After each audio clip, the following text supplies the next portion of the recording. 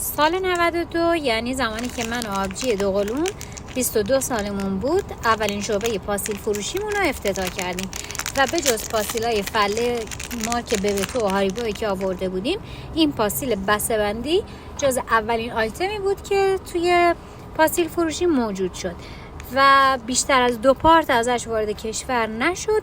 تا سالها دنبال این پاستیل میگشتم، بالاخره پیداش کردم و خوشبختانه جز آیتمای پرفروش عجیب غریبه. من شوکوپانتی ام و تو پیجم کلی آیتمای عجیب غریب و خوشمزه دارم.